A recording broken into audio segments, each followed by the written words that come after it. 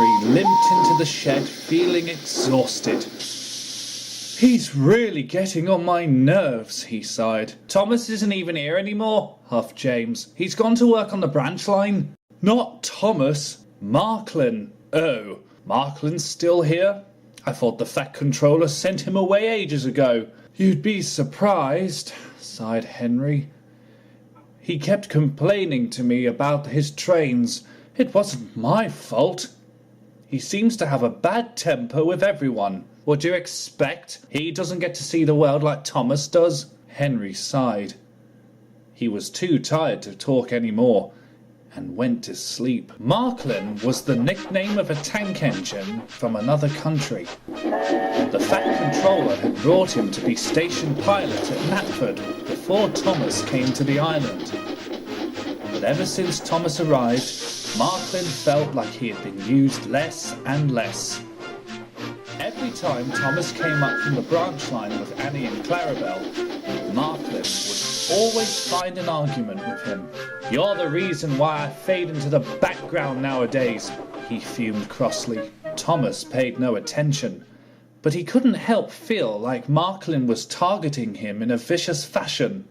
"He is an arrogant old brute," Thomas complained to Percy in the shed that night. "I just don't understand what his problem is towards me.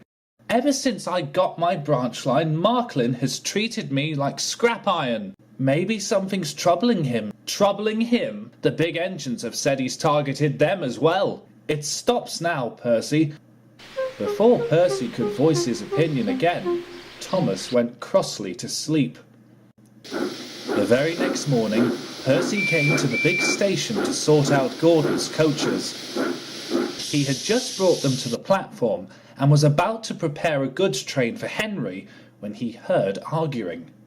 He looked across the yard and saw Gordon and Marklin bickering furiously at each other. "You don't tell me what to do, little one. That's the Fat Controller's job. What's the Fat Controller gonna do about it? He never listens to me. You lot never listen to me either." "We do listen to you. Not since that little blue runt came to the island." "Don't you dare talk about Thomas that way. Now go off and hide in the corner, you little black rain cloud." Marklin felt rather hurt. He puffed sadly away.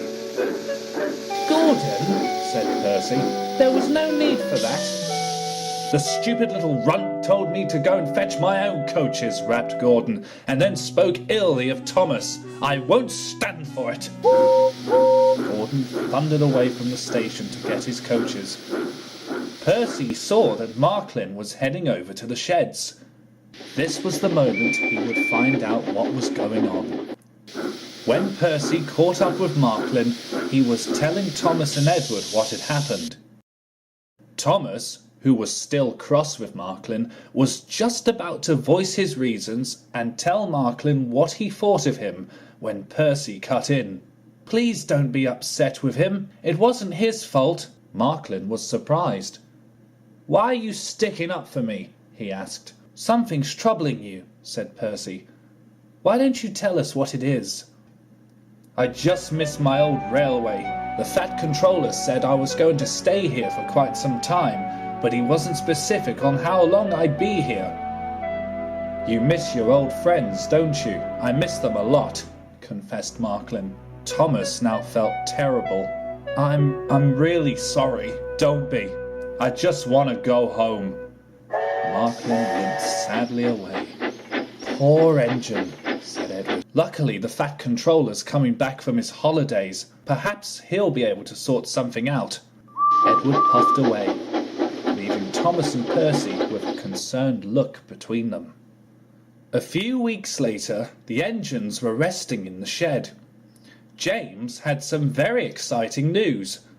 "The Fat Controller's got a postcard from Marklin's old railway," he said excitedly. "Is he all right?" asked Thomas. "He's doing better than all right," chuckled James. "He's had an overhaul and everything. You wouldn't recognize him." "Do you think he'll be all right on his old railway?" "Of course he would.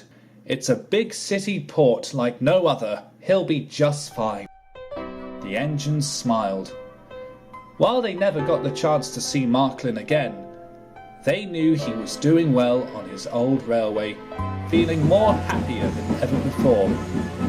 And I bet you're wondering what Edward meant by big city port. If I told you, you probably wouldn't believe me.